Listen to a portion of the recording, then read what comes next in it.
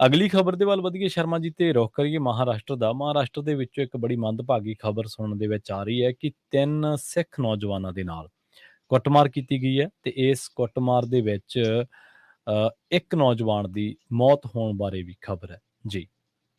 ਬਿਲਕੁਲ, ਮਹਾਰਾਸ਼ਟਰ ਦਾ ਭਰਵਾਨੀ ਇਲਾਕਾ ਹੈ ਜੀ। ਉੱਥੇ 3 ਨੌਜਵਾਨ ਬੱਚੇ ਜਿਹੜੇ ਮਤਲਬ 14 ਸਾਲ ਦਾ, ਇੱਕ 15 ਸਾਲ ਦਾ, ਇੱਕ 16 ਸਾਲ ਦਾ, ਤਿੰਨਾਂ ਦੀ ਉਮਰ ਇਹ ਹੈ। ਜੀ 3 ਜਵਾਕਾਂ ਨੂੰ ਉੱਥੇ ਦੇ ਲੋਕਾਂ ਨੇ ਇੱਕ ਦੁਕਾਨ ਚੋਂ ਚੋਰੀ ਦੇ ਨਾਂ ਤੇ, ਸ਼ੱਕ ਦੇ ਨਾਂ ਤੇ ਫੜ ਲਿਆ, ਘੇਰ ਲਿਆ ਤੇ ਠੀਕ ਹੈ। ਘੇਰਨ ਤੋਂ ਬਾਅਦ ਕੁੱਟਮਾਰ ਸ਼ੁਰੂ ਹੋ ਗਈ। ਕੁੱਟਮਾਰ 'ਚ ਤਿੰਨੇ ਜ਼ਖਮੀ ਹੋ ਗਏ ਬੁਰੀ ਤਰ੍ਹਾਂ। ਮਤਲਬ ਕਿ ਉਹਨਾਂ ਦੀ ਹਾਲਤ ਪਤਲੀ ਹੋ ਗਈ। ਤੋਂ ਬਾਅਦ ਕੁੱਟਮਾਰ ਤੋਂ ਬਾਅਦ ਚਲੋ ਪੁਲਿਸ ਆਈ, ਕਿਸੇ ਨੇ ਛਡਾਇਆ ਤੇ ਉਹਨਾਂ ਨੂੰ ਹਸਪਤਾਲ ਲਿਜਾਇਆ ਗਿਆ ਤੇ ਹਸਪਤਾਲ ਪਹੁੰਚ ਕੇ ਇੱਕ ਨੌਜਵਾਨ ਦੀ ਮੌਤ ਹੋ ਗਈ ਉਹਨਾਂ 'ਚ। ਜੀ ਤੇ ਤਿੰਨੇ ਲਗਭਗ ਨਾਬਾਲਗ ਨੇ ਜਵਾਕ ਤੇ ਤਿੰਨੇ ਸਿੱਖ ਨੌਜਵਾਨ ਨੇ। ਜੀ ਹੁਣ ਮਤਲਬ ਸਵਾਲ ਇਹ ਹੈ ਕਿ ਕੀ ਇਹ ਚੋਰੀ ਦੀ ਵਾਰਦਾਤ ਨੂੰ ਅੰਜਾਮ ਦਿੱਤਾ ਸੀ ਇਹਨਾਂ ਚੋਂ ਕਿਸੇ ਨੇ ਜਾਂ ਸ਼ੱਕ ਸੀ ਸਿਰਫ? ਤੇ ਜੇ ਸ਼ੱਕ ਸੀ, ਫਿਰ ਸ਼ੱਕ ਦੇ ਆਧਾਰ ਤੇ ਇੰਨੀ ਬੇਰਹਿਮੀ। ਤੇ ਜੇਕਰ ਚੋਰੀ ਕੀਤੀ ਵੀ ਸੀ ਤਾਂ ਉਹਦੇ ਲਈ ਵੀ ਪੁਲਿਸ ਹੈ, ਉਹਦੇ ਲਈ ਵੀ ਕਾਨੂੰਨ ਹੈ, ਜੀ ਉਹਦੇ ਲਈ ਵੀ ਸਿਸਟਮ ਹੈ। ਫਿਰ ਇਹ ਵਰਤਾਰਾ ਕਿਉਂ, ਜੀ ਇੰਨਾ ਵਹਿਸ਼ੀਪਣਾ ਕਿਉਂ?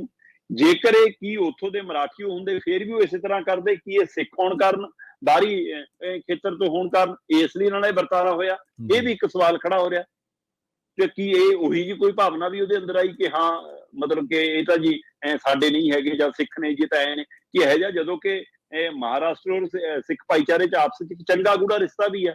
ਜੀ ਸੋ ਇਸ ਲਈ ਕਿੰਨਾ ਇੱਕ ਵੱਡਾ ਸਵਾਲ ਪੈਦਾ ਹੋ ਗਿਆ। ਔਰ ਸਭ ਤੋਂ ਬੜੀ ਮਸਲਾ ਇਹ ਬਣਿਆ ਕਿ ਇਸ ਦੇ ਨਾਲ ਹੁਣ ਪੰਜਾਬ ਦੇ ਵਿੱਚ ਵੀ ਇੱਕ ਫਿਕਰਮੰਦੀ ਖੜੀ ਹੈ ਔਰ ਮਹਾਰਾਸ਼ਟਰ 'ਚ ਵੱਸਦੇ ਹੋਰ ਸਿੱਖਾਂ 'ਚ ਵੀ ਇੱਕ ਨਵੀਂ ਫਿਕਰਮੰਦੀ ਪੈਦਾ ਹੋਈ ਆ।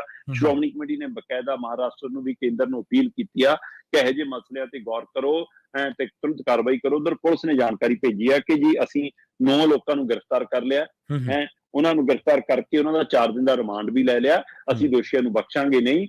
ਇਹ ਇੱਕ ਕਿਰਪਾਲ ਸਿੰਘ ਨਾਂ ਦਾ 14 ਸਾਲ ਦਾ ਜਵਾਕ ਸੀ, ਇੱਕ ਅਵਤਾਰ ਸਿੰਘ ਨਾਂ ਦਾ 16 ਸਾਲ ਦਾ ਜਵਾਕ ਸੀ, ਇੱਕ ਅਰੁਣ ਸਿੰਘ ਨਾਂ ਦਾ 15 ਸਾਲ ਦਾ ਜਵਾਕ ਸੀ। ਇਹ 3 ਬੱਚੇ ਸੀ ਜਿਹੜੇ ਮਤਲਬ ਕਿ ਚੋਰੀ ਦੇ ਸ਼ੱਕ ਦੇ ਵਿੱਚ ਲੋਕਾਂ ਨੇ ਫੜੇ ਤੇ ਬੇਰਹਿਮੀ ਨਾਲ ਕੁੱਟੇ।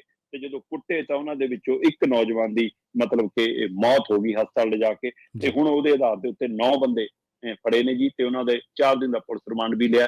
ਪਰ ਇੱਧਰ ਇੱਕ ਫਿਕਰਮੰਦੀ ਖੜੀ ਹੈ ਕਿ ਕੀ ਇਹ ਸਿਰਫ ਚੋਰੀ ਦੀ ਘਟਨਾ ਤੋਂ ਬਾਅਦ ਵਾਪਰਿਆ ਵਰਤਾਰਾ ਜਾਂ ਇਹਦੇ ਵਿੱਚ ਇਸ ਨਾਤੇ ਵੀ ਹੈ ਕਿ ਹਾਂ ਇਹ ਸਿੱਖ ਮੁੰਡੇ ਸੀਗੇ, ਸਿੱਖ ਨੌਜਵਾਨ ਸੀਗੇ ਤਾਂ ਇਸ ਨੂੰ ਇਸ ਕਦਰ ਇਹ ਇੱਕ ਮਤਲਬ ਕਿ ਨਫ਼ਰਤ ਵਾਲੀ ਰਾਜਨੀਤੀ ਤਾਂ ਨਹੀਂ ਕੋਈ ਇਹਦੇ ਵਿੱਚ, ਨਫ਼ਰਤ ਵਾਲਾ ਕਣ ਤਾਂ ਨਹੀਂ ਇਹਦੇ ਵਿੱਚ? ਇਹ ਵੀ ਇੱਕ ਫਿਕਰਮੰਦੀ ਖੜੀ ਹੈ। ਬਹੁਤ ਮੰਦਭਾਗੀ ਘਟਨਾ ਜੀ। ਜੀ ਜੀ ਤੇ ਸ਼ਰਮਾ ਜੀ ਜਾਂਦੇ ਜਾਂਦੇ ਗੱਲ ਕਰੀਏ ਪੰਜਾਬ ਦੇ ਵਿੱਚ ਕੀ ਹੁਣ ਪੰਜਾਬ ਤੰਬਾਕੂ ਮੁਕਤ ਹੋਣ ਜਾ ਰਿਹਾ ਜੀ? ਪੰਚਾਇਤਾਂ ਕੋਈ ਅਹਿਦ ਲੈਣ ਜਾ ਰਹੀਆਂ ਨੇ? ਹਾਂ ਬਿਲਕੁਲ ਜੀ। ਕਹਿੰਦੇ ਜੀ ਵਿਸ਼ਵ ਤੰਬਾਕੂ ਦਿਵਸ ਹੈ। ਜਦੋਂ ਕੋਈ ਇਹੋ ਜਿਹਾ ਦਿਹਾੜਾ ਹੁੰਦਾ ਫਿਰ ਅਸੀਂ ਬਹੁਤ ਸੌਹਾਂ ਵੀ ਚੁੱਕਦੇ ਹਾਂ।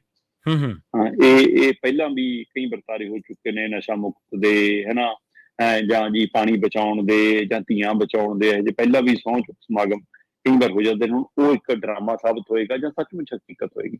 ਵੈਸੇ ਜੇਕਰ ਗੱਲ ਕਰੀਏ ਤਾਂ ਬਿਲਕੁਲ ਇਹ ਨਾਰਾ ਬੜਾ ਕਮਾਲ ਹੈ ਕਿ ਸਾਨੂੰ ਰੋਟੀ ਦੀ ਲੋੜ ਹੈ, ਤੰਬਾਕੂ ਦੀ ਨਹੀਂ, ਹੈ ਨਾ।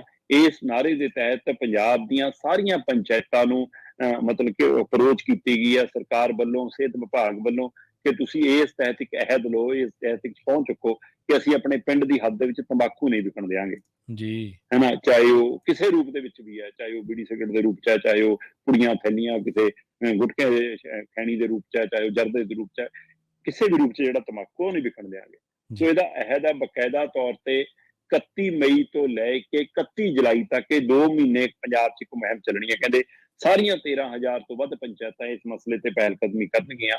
ਬੇਸ਼ੱਕ ਇਹ ਰਾਹਤ ਭਰੀ ਖਬਰ ਆ ਪੰਜਾਬ ਦੇ ਵਿੱਚ ਪਿਛਲੇ 5 ਸਾਲਾਂ 'ਚ 6.5% ਦੇ ਕਰੀਬ ਪੰਜਾਬ 'ਚ ਤੰਬਾਕੂ ਦੀ ਵਰਤੋਂ 'ਚ ਗਿਰਾਵਟ ਆਈ ਆ।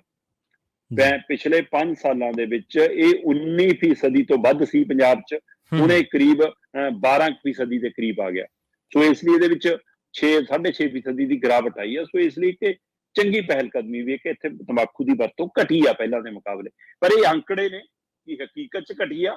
ਹਾਂਜੀ, ਇਹ ਇੱਕ ਵੱਖਰਾ ਵਰਤਾਰਾ ਹੈ। ਪਰ ਦੂਸਰੇ ਪਾਸੇ ਮਤਲਬ ਕਿ ਇਹ ਵੀ ਇੱਕ ਰਾਹਤ ਵਾਲੀ ਖਬਰ ਹੈ ਕਿ 339 ਦੇ ਕਰੀਬ ਪਿੰਡ ਆਪਣੇ ਆਪ ਨੂੰ ਇਹ ਪੰਚਾਇਤਾਂ ਦੇ ਰਾਹੀਂ ਸਾਬਤ ਕਰ ਚੁੱਕੇ ਨੇ ਕਿ ਅਸੀਂ ਤੰਬਾਕੂ ਮੁਕਤ ਹਾਂ। ਸੋ ਹੁਣ ਜੇਕਰ ਇਹ 739 ਦੇ ਕਰੀਬ ਪਿੰਡ ਹੋ ਸਕਦੇ ਨੇ ਹਜੇ, ਤਾਂ ਫਿਰ 13,000 ਦੇ 13,000 ਪਿੰਡ ਵੀ ਹੋ ਸਕਦੇ ਨੇ ਸਾਡੇ, ਜਿੰਨੇ ਪਿੰਡ ਪੰਚਾਇਤਾਂ ਨੇ, ਜਿੰਨੇ ਪਿੰਡ ਨੇ। ਸੋ ਇਸ ਲਈ ਇਹ ਇੱਕ ਅਭਿਆਨ ਚਲਾਇਆ ਜਾ ਰਿਹਾ, ਇੱਕ ਮੁਹਿੰਮ ਵਿੱਢੀ ਜਾ ਰਹੀ ਆ।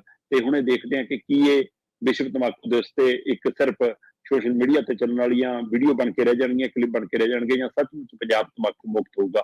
ਵੈਸੇ ਇਹਦੇ ਲਈ 2 ਮਹੀਨੇ ਜਿਹੜੀ ਉਹ ਮੁਹਿੰਮ ਚੱਲਣੀ ਹੈ, ਇਹ ਕਾਫੀ ਅਸਰਦਾਰ ਰਹਿ ਸਕਦੀ ਹੈ। ਪਰ ਮੇਰਾ ਮੰਨਣਾ ਇਹ ਹੈ ਕਿ ਜੇਕਰ ਕਿਸੇ ਚੀਜ਼ ਦੇ ਲਈ ਕੰਮ ਕਰਨਾ ਹੋਵੇ ਤਾਂ ਉਹ ਲੜੀਵਾਰ ਲਗਾਤਾਰਤਾ ਹੋਣੀ ਚਾਹੀਦੀ ਉਹਦੇ ਵਿੱਚ, ਨਾ ਕਿ ਦਿਨ ਮਿੱਥ ਕੇ ਜਾਂ ਦਿਨ ਦਿਹਾੜਾ ਤੈਅ ਕਰਕੇ। ਤੋ ਇਸ ਲਈ ਇਸ ਮਸਲੇ ਤੇ ਕੱਲਾ ਤੰਬਾਕੂ ਨਹੀਂ, ਪੰਜਾਬ ਦੀਆਂ ਜੜ੍ਹਾਂ ਚੋਂ ਜਿਹੜਾ ਚਿੱਟਾ ਆ ਗਿਆ ਉਹ ਕੱਢਣ ਦੇ ਲਈ ਵੀ ਕੋਈ ਇੱਕ ਵੱਡੀ ਮੁਹਿੰਮ ਦੀ ਲੋੜ ਹੈ। ਉਹਦੇ ਲਈ ਕਿਹੋ ਜਿਹੀ ਕਵਾਇਦ ਛਿੜੇਗੀ, ਇਹ ਕਦੋਂ ਛਿੜੇਗੀ ਤੇ ਦੇਰ ਨਾ ਹੋ ਜਾਵੇ, ਉਹਦੀ ਫਿਕਰਮੰਦੀ।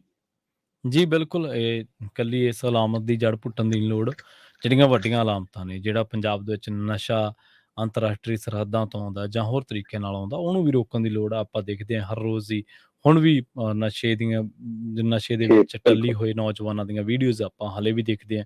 ਹਲੇ ਵੀ ਕੋਈ ਇਸ ਮਸਲੇ ਦੇ ਵਿੱਚ ਸਰਕਾਰ ਵੱਲੋਂ ਲੱਗਦਾ ਨਹੀਂ ਗਾ ਕਿ ਕੋਈ ਸਾਰਥਕ ਕਦਮ ਪੁੱਟੇ ਗਏ ਹੋਣ, ਜਿਨ੍ਹਾਂ ਦੇ ਨਤੀਜੇ ਸਮਾਜ ਦੇ ਵਿੱਚ ਦਿਖਦੇ ਹੋਣ। ਸੋ